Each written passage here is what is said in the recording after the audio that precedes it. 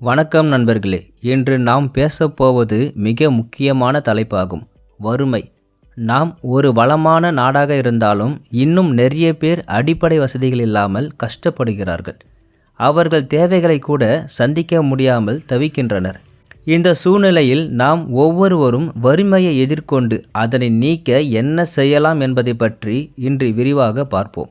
நம் குடும்பத்தில் வறுமை இருந்தால் அது நம் கனவுகளையும் நம் குழந்தைகளின் எதிர்காலத்தையும் நம் மனநலத்தையும் பாதிக்கக்கூடும்.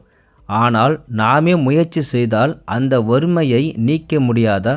இன்றைய வீடியோவில் நாம் அதற்கான வழிகளை பார்க்க போகிறோம். வீடியோவை முழுவதும் பாருங்கள். இது உங்கள் வாழ்க்கையை மாற்றக்கூடியதாக இருக்கும். வறுமை என்றால் என்ன? வறுமை என்பது வெறும் பணம் மட்டும் இல்லை. உணவு, குடிநீர், கல்வி, சுகாதாரம், வேலை வாய்ப்புகள் இல்லாமல் வாழும் நிலைதான் உண்மையான வறுமை. வறுமையின் காரணங்களை புரிந்து கொள்ளுங்கள். சாதாரண குடும்பத்தில் பிறந்தவர்களின் வறுமை எப்படியெல்லாம் ஆட்டி வைக்கிறது தெரியுமா? அனைவருக்குமே பண தேவை அதிகமாக உள்ளது. ஒரு குடும்பம் எடுத்துக்கொண்டால் அந்த குடும்பத்தில் மாதம் 25,000 ரூபாய் சம்பளம் வாங்கக்கூடிய ஒரு நபராக இருக்கிறீர்கள் என்றால் அந்த சம்பளத்தில் நம்மால் வாழ்க்கையை ஓட்டுவது மிகவும் கடினமான சூழ்நிலை தான் இப்பொழுது உள்ளது.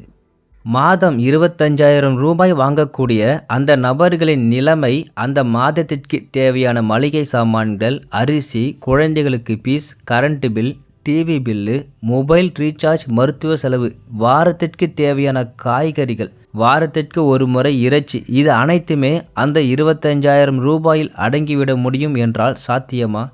நாம் வாழ்க்கை வாழவில்லை. வாழ்க்கை போகின்ற போக்கில் நாமும் சென்று கொண்டிருக்கிறோம்.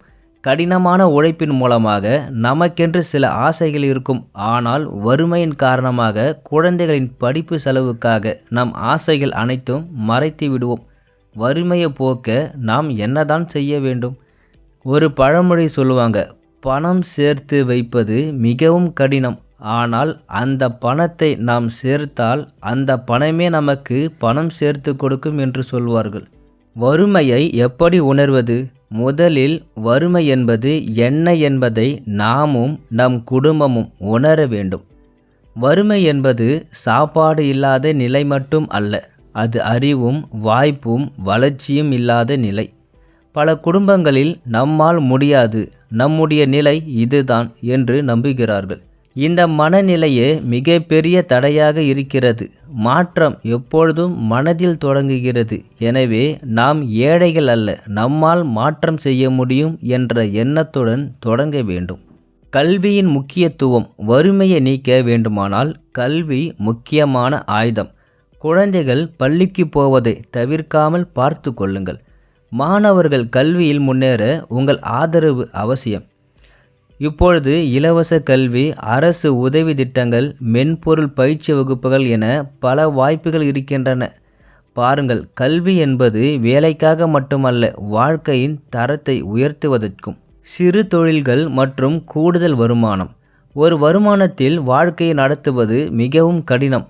அதனால் சிறு தொழில்கள், பார்ட் டைம் வேலைகள், ஆன்லைன் வாய்ப்புகள் போன்றவற்றை பயன்படுத்துங்கள். நீங்கள் சமைக்க தெரிந்தால் home food business, catering, snacks தொடங்கலாம். தையல், கூலி வேலை, டெலிவரி ஜாபு, ஏதாவது ஒரு ஆரம்பம் செய்யுங்கள். இன்றைய காலத்தில் ஸ்மார்ட் போன் இருந்தால் லேர்னிங் செய்யும் வழிகள் ஏராளமாக உள்ளது. வறுமையை போக்க நாம் கடனையும் தவிர்க்க வேண்டும். வறுமை இருக்கும்போது பலர் கடனில் சிக்குகிறார்கள். தொடக்கத்தில் இது உதவியாக தோன்றலாம். ஆனால் காலப்போக்கில் கடன் பெரிதாகி வட்டியில் வாழ்நாள் போய்விடும். அதனால் அவசியமான செலவுகளுக்கு மட்டும் பணத்தை செலவழிக்க வேண்டும். பழக்கம் போல சேமிக்கவும் பழகுங்கள். தினசரி சிறிய சிறிய தொகையாவது சேமியுங்கள். வறுமையை போக்க குடும்பத்தில் ஒற்றுமையாக இருக்க வேண்டும். அதாவது வறுமை எதிர்கொள்வதில் முக்கியமானது குடும்ப ஒற்றுமை.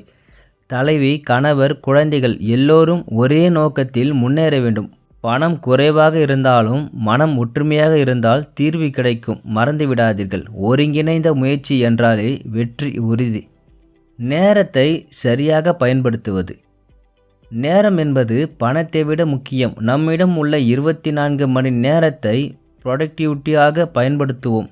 வீணான தொலைக்காட்சி, சோசியல் மீடியா, சிரித்து பேசும் நேரம் எல்லாம் கட்டுப்பாடு வேண்டும்.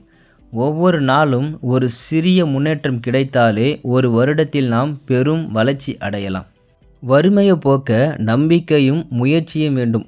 வறுமையை போக்கும் முதல் படி நம்பிக்கை. மறுபடியும் மீண்டும் மீண்டும் தோல்வி வந்தாலும் விடாமுயற்சி மட்டும் உங்களை வெற்றி வரை அழைத்து செல்லும். முயற்சி செய்யுங்கள், புதிய விஷயங்களை கற்றுக்கொள்ளுங்கள், அனுபவங்களிலிருந்து பாடம் எடுங்கள். நம்பிக்கை ப்ளஸ் முயற்சி நிச்சய வெற்றி. நண்பர்களே, நம் குடும்பத்தில் வறுமையை மாற்றும் சக்தி நம்மிடமே உள்ளது. அதற்கு கல்வி, வேலை, ஒற்றுமை, பொறுப்பு, முயற்சி, நம்பிக்கை இவை அனைத்தும் முக்கியம். இன்றே ஒரு சிறிய மாற்றத்துடன் தொடங்குங்கள். உங்கள் வாழ்க்கை நாளையன்று மாறும். இந்த வீடியோ உங்களுக்கு பிடிச்சிருந்தா மறக்காமல் என்னோடய சேனல் லைக் பண்ணுங்கள், ஷேர் பண்ணுங்கள், சப்ஸ்கிரைப் பண்ணுங்கள். நன்றி, வணக்கம்.